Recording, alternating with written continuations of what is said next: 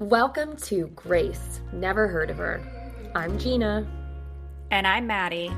We're two moms, two friends, two overstimulated women navigating motherhood, new identities, and careers, all while challenging society's expectations and redefining what it means to do it all. Because Grace, well, never heard of her, but word is she's worth getting to know.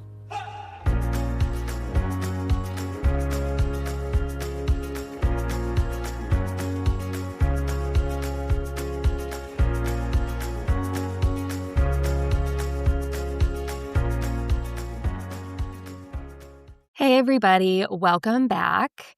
Today's episode is actually a continuation of our episode last week. I do want to share a trigger warning that we talked about some pretty heavy stuff last week. We talked about traumatic birth, preeclampsia, preterm labor, NICU stays.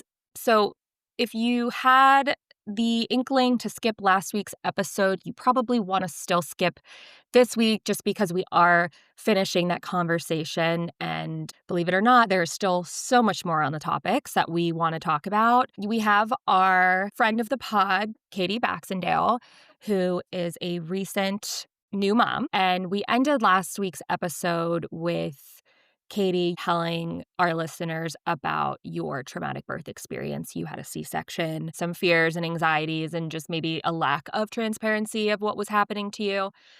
There is so much curiosity I have around when you're coming out of a traumatic physical birth. How are you processing all of that? Having Wes come out via cesarean, I don't want to say emergency C-section, but because I wasn't under completely, I was just numb. And I know that some people are split on emergency C-section versus not. So anyway, he came out emergency C-section, and I hemorrhaged from my incision, not from my placenta, which is two different types of hemorrhaging. And then having been in labor for 36 hours and being pumped with blood, my body swelled a lot. I couldn't move really easily. Breastfeeding was like uncomfortable because I couldn't bend, but I felt very in a daze, like all of the hormones that were fluctuating through my body. I didn't really know how to process it yet. And then once I saw my mom and my dad, that's when it all kind of hit me of like, holy shit, this did not go as planned. And there's actually a photo. It's very beautiful. It's very sad, but I'm like sobbing in my dad's arms and my mom's like oogling over Wes. And it's very beautiful. And it fully encapsulates like what I was feeling because I remember seeing them and just it all kind of came flooding back. So once that happens to you and everything did not go the way you wanted it to, you start looking inward, you start looking outward. Thankfully, I didn't feel like my body had betrayed me. I never had that feeling. I know that can be sometimes what women experience with a C-section. I didn't feel like my body betrayed me. I feel like my doctor betrayed me and didn't fully prepare me for what I was about to go into. And even if everything went as planned, right? Like I had a natural birth, I got my epidural, I had my golden hour skin on skin time. That was my plan. I also said to my doctor, get him out in any way, shape, or form that is necessary. I want my son safe. I want my body safe. I wish that she would have had a more patient-centered mindset to be like, okay, I love this for you. This is your birth plan. We will stick to your birth plan as long as necessary. But here's everything that we may need to do because of your preeclampsia. And that is like the little asterisk on the end. Because if preeclampsia wasn't an issue, I think we would be having an entirely different conversation. But she knew my risk. She knew that this was something that could be a possibility.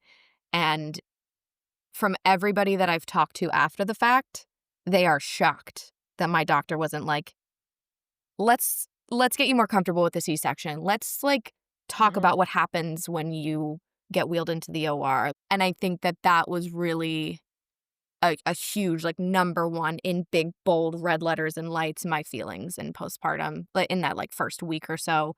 I remember like scream crying to my mom and my husband, just like, what the fuck? How dare they? Why didn't anyone tell me that I would shake furiously from Pitocin. Why didn't anybody tend to me? And it's quite funny too, because the practice that I went to had two delivering doctors, and the one that I had originally specifically gone to this practice for was the one that I had loved in the first couple appointments. She was very take charge. She, asked me very specific questions like, actually, how much water are you drinking? And she seemed more involved. And the second doctor was super lax. And I was like, I don't love that. I actually wanted a drill sergeant. I wanted someone to be in the driver's seat, constantly asking me the questions that I wasn't thinking about. Because that's the worst when you go into an appointment and you have a list of questions and they have no follow-ups. I'm like, wait, am I the doctor or are you the doctor? And it was funny enough, the doctor who I didn't like originally was the doctor that ended up delivering Wes, and who was the one who I now look towards as the one that I have less betrayal feelings towards. I have more betrayal feelings to the doctor that I felt more comfortable with.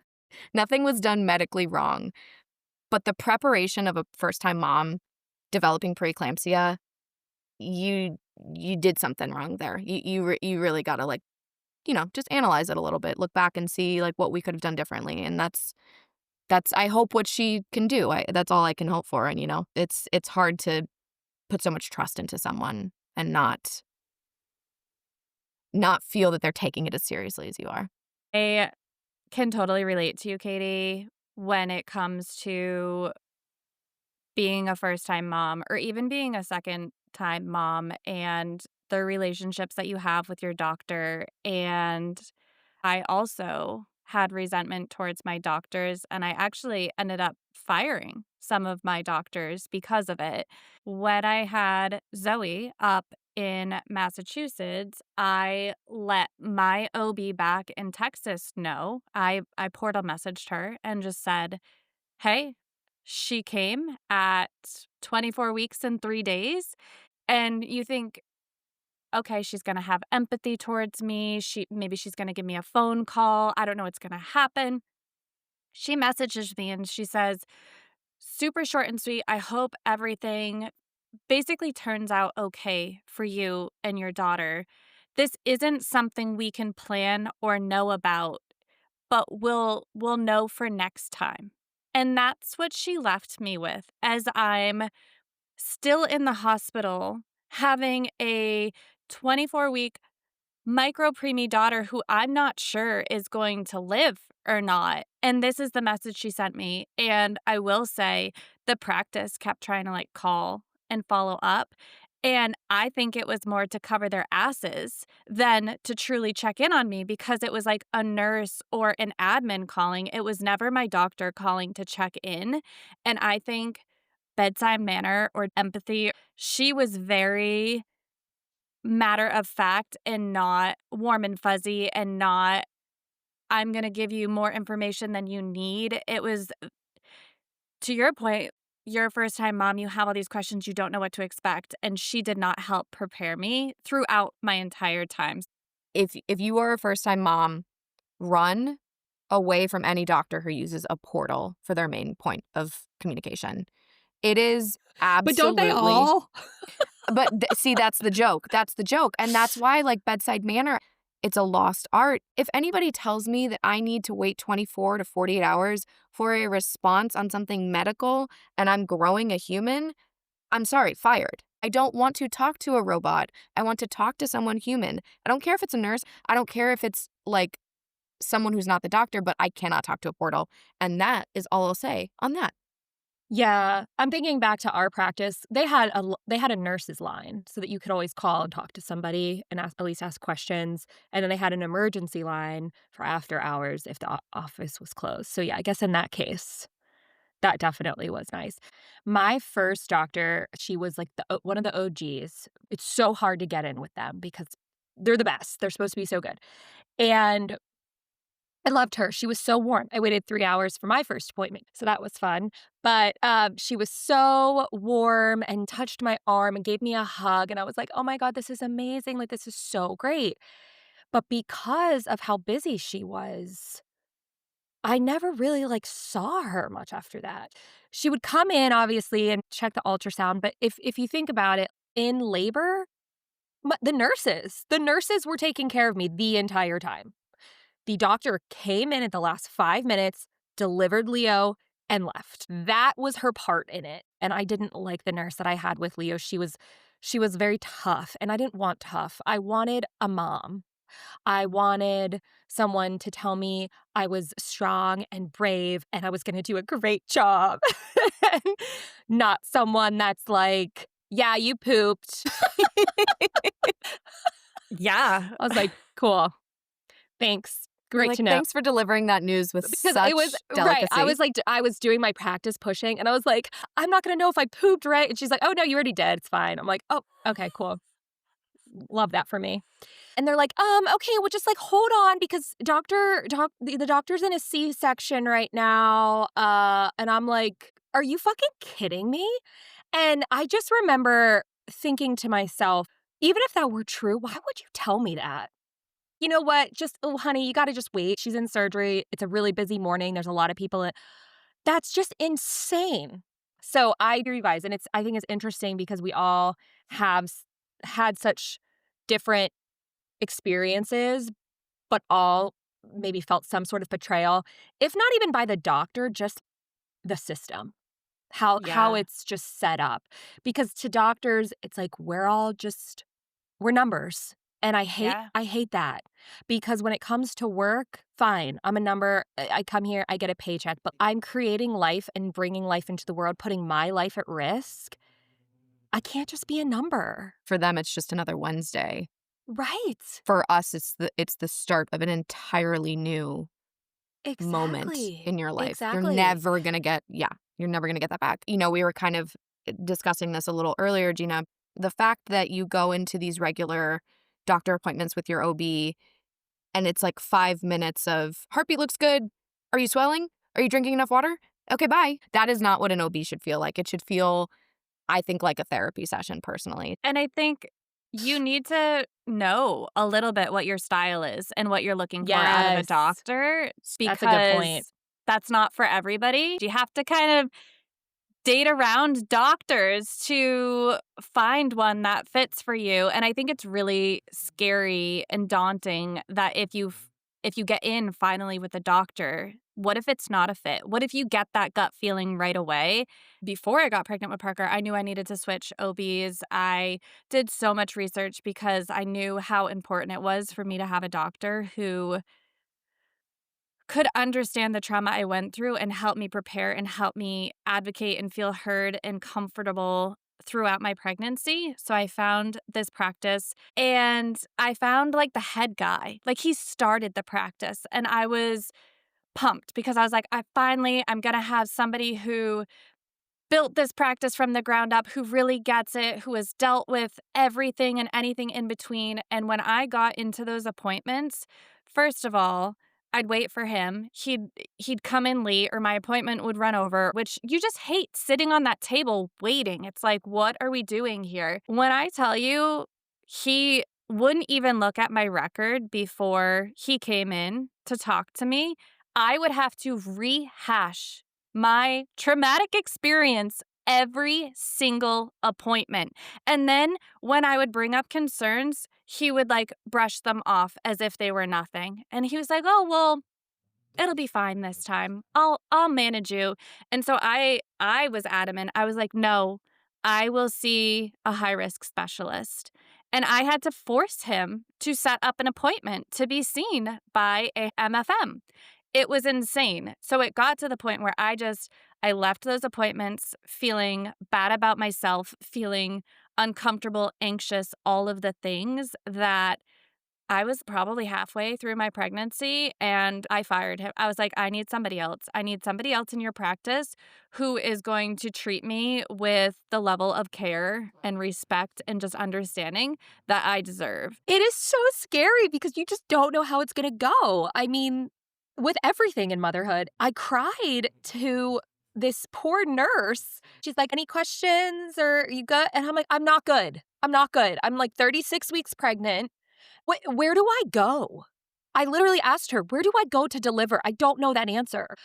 And she's like, "Oh, okay, well, you just take the elevator to great, news to me. Do I come in if my contractions are, like, how many minutes apart?" Felt like there was just no education, and maybe people could argue, like, "Oh, well, you need to just ask, and you need to ask questions," but sometimes we don't even know the questions to ask. I was going into my appointments and I think I straight up started telling people, act like I know nothing. Love Nothing that. about pregnancy, nothing about labor and delivery. You'll probably laugh at this, but with Zoe, when I went into labor, I thought I was having gas pains because I ate a bunch of pizza.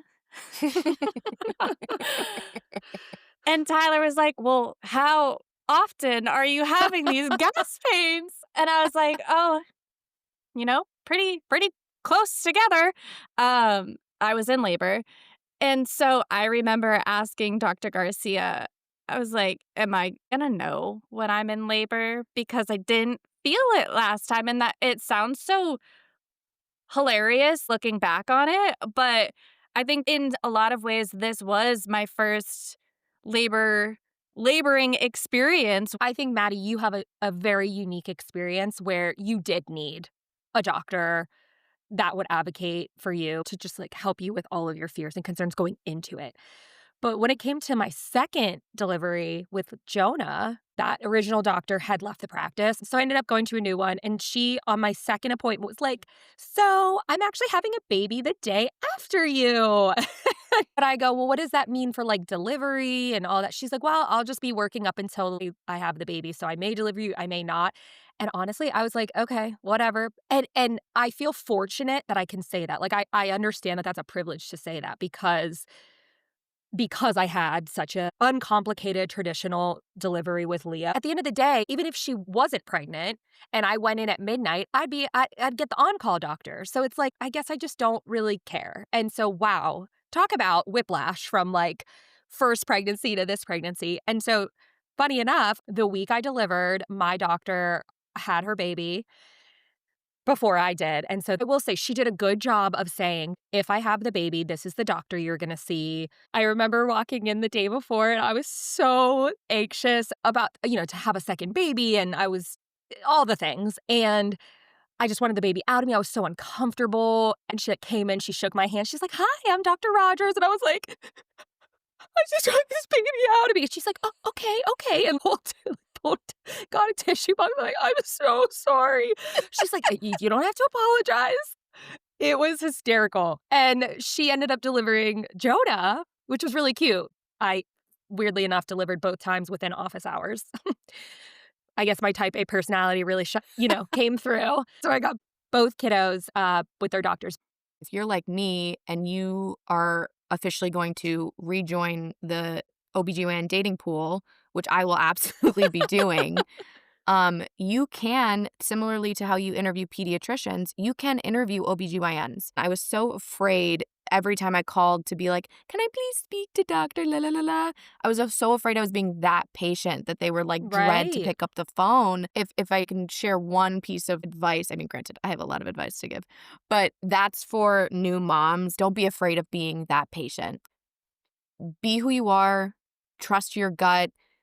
If they can't handle you asking a million questions, it's not the right practice for you. They will take interview calls, and if they don't, again, not for you, because you can't go see an OBGYN and bill your insurance like 10 times, but you can talk to them. Do it. Fucking do it. It's such a good point. I'm thinking with a therapist, it's not always going to be a fit. It's actually funny because why I love Debbie so much is because she gives me tough love, and because she calls me out on my bullshit. Whereas this doctor, I'm like, be sweet and nurturing. So yeah, I love, Maddie, that you called that out. That it's like everybody has a different style of what they are looking for and what they need. And advocating for that is not something to be ashamed of. It's important all around. It's especially important for brand new moms to feel supported and heard, and bedside manner is so important. And I think it extends just as much into your second, third, fourth kid, pregnancy, labor, because as they say, no pregnancy is the same. No labor and delivery is the same. And so I think we need to expect more and hold our doctors accountable to the standards of care we all so deserve. And again, my experience, listen to that gut feeling and find a new doctor. It's paperwork. It's annoying. It's yet another thing we shouldn't have to deal with, but in the long run, it's so worth it. On that note of advocacy, I guess my piece of advice, something that I was told and I think is really important to spread the word, talk to your partner about what your priorities are. Because I think that when we're in it, whether that's just laboring, we're in so much pain, health complications are worsening, our baby's coming a lot sooner than we had planned, whatever the case, I think sometimes it's hard to stay in that state of mind that you were in pre all of that. So maybe some of the things that you cared about yesterday, you're like, oh, I guess it's not that big of a deal. And so to have your partner be able to advocate for you in those moments of like, no, this is something that you said you did not want to happen. I'm not going to let this happen. You told me. It can kind of hold you accountable, not in a bad way, but in a I'm here to help you because I don't want you to shrink yourself or I don't want you to feel guilty asking for what you need. So I think having those conversations up front with your partner of like, do not let them do this no matter what I say. And you've kind of just got that second set of support there as well. I love that piece of advice. I think it's funny because Tyler and I had those conversations and mine was, I don't want to breastfeed. I Oh. was so nervous going to the hospital because I had heard, I don't want to say horror stories, but I had just heard stories from other people who had given birth that the nurses pressure you into breastfeeding, even if you don't want to. And so I had unlocked this new fear and anxiety around they're going to try and pressure me into breastfeeding. And I knew with Zoe, I didn't want to breastfeed. I wanted to formula feed her. I wanted my body back as soon as I had given birth. Joke was on me because she ended up in the NICU and they're like, here's a pump. New mom, you can't breastfeed your baby, but you're going to pump the next 4.5 months. And then once she is big enough and strong enough, they did pressure me into, well, the best, easiest next step is for her to try to latch and breastfeed versus going to a bottle. And I remember I was so angry about that because that wasn't what I wanted. And my hand got forced. I had no choice in the matter.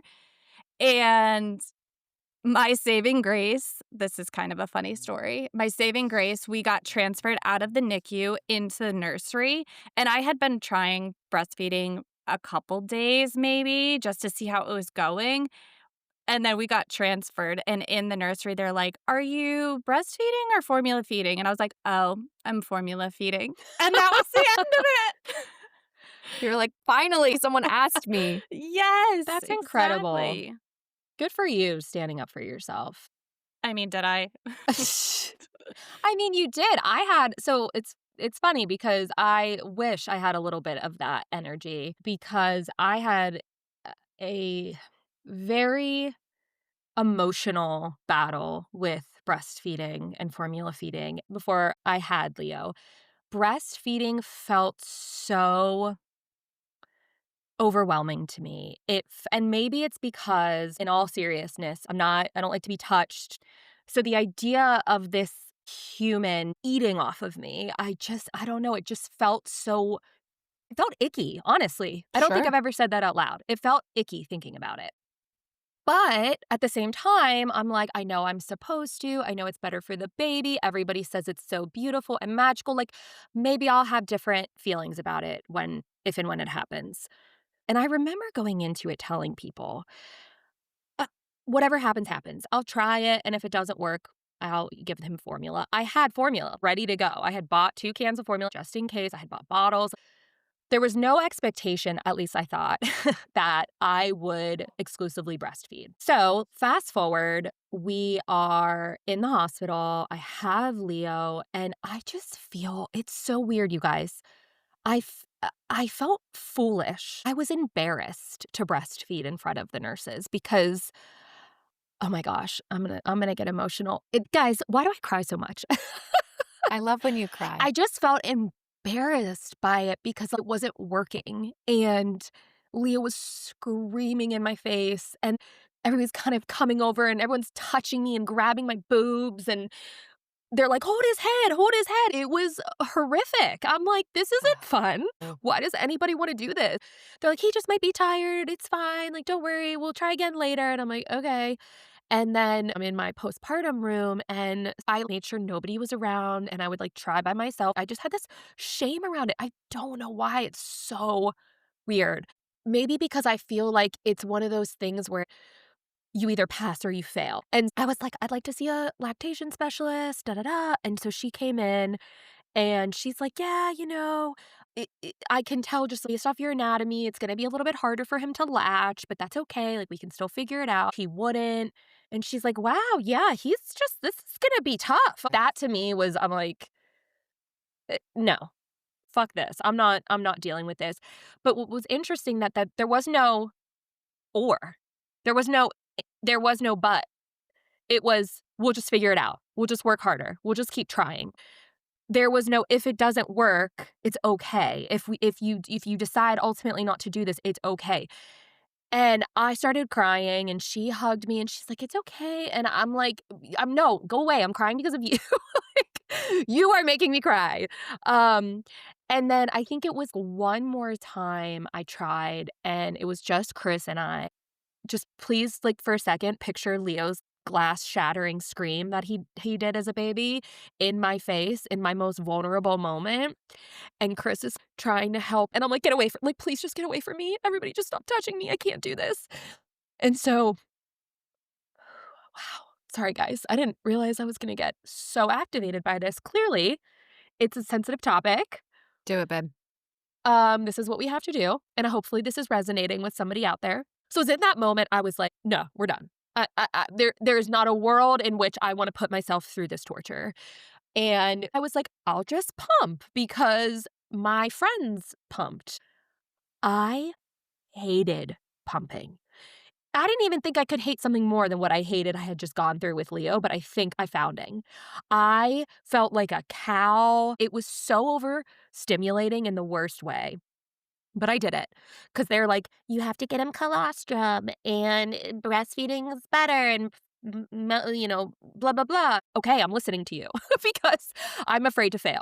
So I go home, and now my milk's coming in, and at the time, I don't have, portable pumps, so I'm just sitting attached to the wall with my Spectra, just bleeding, pumping, so sleep deprived, and I just remember being like, "I can't do this. I can't do this every 2 to 3 hours for the next 6 months. Like, how do people do this?" And the saddest part, you guys, is as an outsider, right? It's like, just switch to formula. Why are you torturing yourself? Like, just it's not a big deal. But people make it a big deal.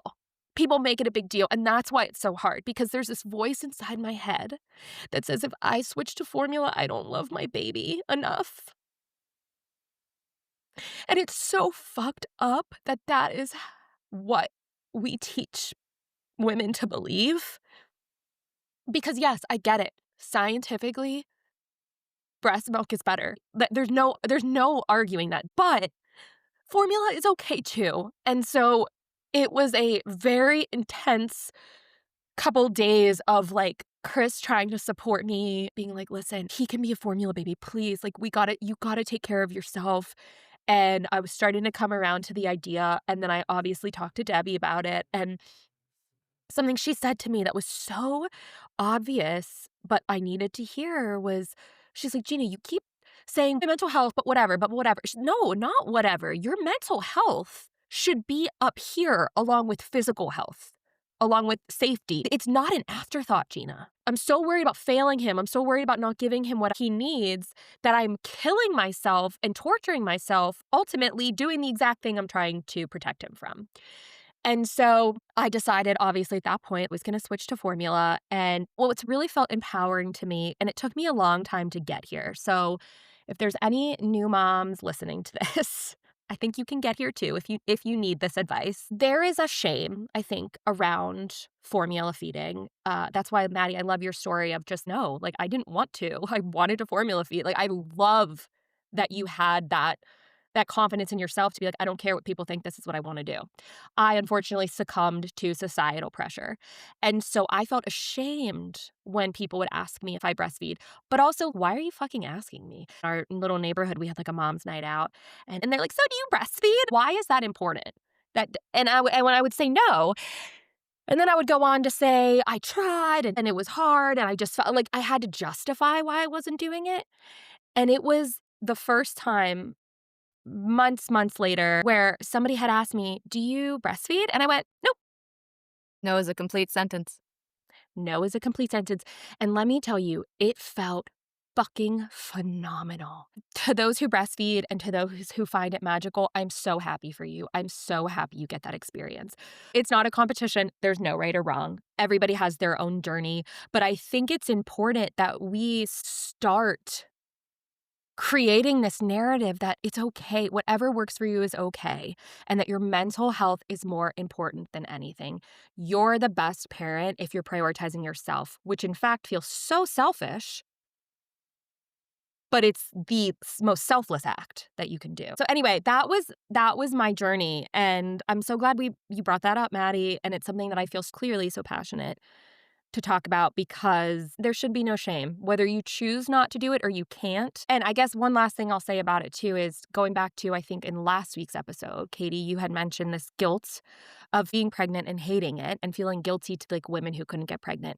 There was also that voice in the back of my head. I was producing milk. I had no issues with supply. There was this feeling of guilt of like, I'm choosing to just not use this thing that women would kill for, that are like eating cookies and making teas and doing all these things to try and get milk. And it's like, here I am, I have it. And I'm like, nah, not for me. I know that's not the case, but that was the voice in my head that was feeding that you don't love your baby because you're choosing not to take advantage of the thing that most women would kill for. And that was a really hard concept. But I have no regrets. My boys are eating food off the floor just like all of the breastfed babies are. And you know what? We're all going to end up at the same place at some point. I will be slicing my boobs off the second that they're not breastfeeding. I hate my boobs. I come from a long line of very large chested women. I'll get on my soapbox for 1 second here. Because women's bodies are so sexualized, I do not put them on display. I very much like, I dressed oversized. I always felt if I was in a tight top, like men's eyes immediately went to my chest. So knowing that relationship was where I started with my boobs, I knew breastfeeding wasn't going to be the vibe. But I had a mom who, God love her, adored breastfeeding. She was like, it's the most beautiful thing. It's this closeness with your child. It's bonding, la, la, la, la. I definitely felt a little pressure from her, and I'm sure she's going to listen to this. Hi, Kathy. And I will say it was a great cheerleader to have in my corner because she was like a champion to get me through that hard time. Not like that lactation specialist that was like, well, this is going to be a challenge. She was like, it's beautiful, it's beautiful, it's beautiful. Let's try again. Okay. And to be fair, Wes latched very easily. The lactation consultant said, and I quote, "You have beautiful bottle-shaped nipples." And I'm like, who do I tell that? When can I put that on a resume? Is that something that I can be like, hello, I don't know if you know this about me. So he is exclusively breastfed. But on the days when my mental health and my physical overstimulation is at 100, I say, absolutely not. He's getting bottle fed all day. I take him, I hand him to my husband, or I hand him to whoever's around, and I just say, I need a break. And that's kind of the vibe. It's like, I do like our moments at night where, you know, the nursery's calm and he's in my arms and it's snuggle time. But like, who's to say you can't do that with a bottle? It doesn't need to be from your body. It doesn't need to be from Katie. It doesn't need to be from a can. If you are like, I am hellbent on breastfeeding, my entire Instagram page is just like people who are figuring out how to increase their oversupply. That's one of the great things about social media now, is just like this community of people being like, have you tried this setting on your Spectra? Or have you tried this specific thing that worked for me.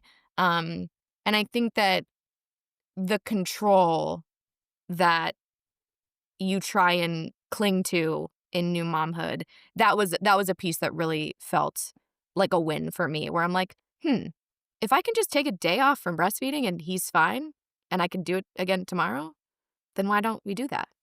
You know? I love that. And I think there's this thing that every time I hear people talk about how amazing it is, it feeds that shame a little bit. And so to hear you say, yeah, I'm doing it, it's working, but it's not beautiful. It's actually really overstimulating. And sometimes I need a break and I don't want to do it all the time. I can't tell you how much that has meant to me. Thank you for being honest about it and not painting a picture of it's supposed to be, even though that's not how you actually feel about it. And I hope that if there's anyone in the same boat who's feeling shame around breastfeeding or formula feeding, I hope that these stories and perspectives can give you a little bit of that validation or maybe even that boost to make the change if you're struggling, because I know that it's difficult, especially if you feel like you don't have anybody in your corner, rooting for you. So we are rooting for you, whatever you choose. You are a good mom. Say that Yeah. with me. Everyone, breathe I in, am a breathe good out. mom. I want to take one quick moment to tell the listeners that Gina is a very pretty crier. Um, you can't I love see her, you. but she is a very pretty crier, and that's why I say I love when she cries, because it's like watching catharsis in real time. I also would like to say that Gina was the first mom friend that I ever had, in the way that I was there every step of the way, like, watching this, and she walked so that I could run. There are a lot of I know, I'm gonna make her cry again. Oh, That was a yeah. selfish one. No, it's true, it's true. It's like for, Gina and I think, are, like, 4 years apart. Age is just a number, you can have kids at any time you want, but I had this kind of just, like, front row seat to watch her, and it helped me with so many things that I couldn't foresee for myself. It helped me ask the right questions, and just so for those of you watching new moms, just hold them close. They're really just doing it. Love that. We covered a lot. Some more heavy topics. So, can we maybe end on a lighter Yes. note and everybody can have a second to think through what their joy for the week is going to be? Can I start? I'm gonna cheat. I have two joys. Well, the first one is this was not pre-planned. My first joy is this conversation. Being able to talk about such vulnerable things in a place where I feel safe with my friends is really special, and it's very cathartic. I'm almost 2 years postpartum with my second child, and clearly there is still these deep, deep rooted feelings around something that happened to me almost 4 years ago. So I feel lighter right now, like, I just feel good. I feel good being able to just talk freely and just feel supported. So that's joy number 1. Joy number 2 is my boys experienced snow for the first time this past weekend, and it's so cute because when we were in Texas, I think it dusted once, and you could see the grass and, like, it looked like dandruff on the grass, and Leo was like, "Can we build a snowman?" And I'm like, "Sorry, buddy, we cannot." And so Leo got to build his first snowman, and he was playing, he was doing snowball fights with Chris, and all of us were just out in the snow, and it was joy. It was joy. It was pretty great. Made me really happy. Love that. I am the oldest of 3 girls, and my middle sister, Shannon, is, officially gonna meet Wes for the first time, next week. And she is very much in her auntie era. As someone who does not want kids, like kids, she's obsessed with her nephew. She's, like, crocheting him one of those, baby star things that, like, you put him in the star, and then, like, when they crawl, it looks like a little star is crawling on the floor. And, I just can't wait for her to meet Wes for the first time. It's gonna be just very joyous and very exciting. So sweet. Maddie, take us home. Who my joy, I guess, is more of maybe an observation lately. Zoe, I don't know if it's it's a developmental thing or an age thing or maybe a connection thing on my end, but she's just been really fun to hang out with lately. And I'll say it's funny because I have talked about this in therapy. Like, not every age is for everybody. And I joked with her because I was like, what if I haven't gotten to that age yet? Like, what if I hate every age? And there's been moments within every age, obviously, that I have enjoyed. But I think I've found the stage and age that is just one that allows me to connect and kind of truly hang out and just be and enjoy watching Zoe grow and learn and explore. That's been really cool. I love that so much. Gal pals. Sweet little Yeah. Zoe. Girlfriends. Truly. Oh, I love Love it. girlies. Well, Katie, thank you so much for joining us for 2 weeks in a row. Loved And it. sharing your journey. Again, you're still so much in it right now. And I think that we can all appreciate you taking the time to share your story and share your experience. And thank you guys for coming on this journey with us. Thank you for letting us be vulnerable. We are excited to keep these conversations going. And next week, we will make things a little bit lighter. Especially as we head into the holidays. Thank you for having me, you guys. I loved it. Thank you for doing this. And I would love to be a consistent friend of the pod. So whenever. Oh, yeah, I'm sure we'll see you back. Until then, hope everyone can go find their joy. We'll see you next time. Bye. Bye. And that concludes your free therapy session, brought to you by two people with lots of opinions and 0 certifications. Don't forget to bill your insurance, emotionally or otherwise. And be sure to follow us on Instagram at GraceWhoPod. That's Grace, WHO Pod. Tune in next time for another deep dive into something we'll probably overthink and under-resolve. And while our search for grace continues, let's at least try to find a little joy in between.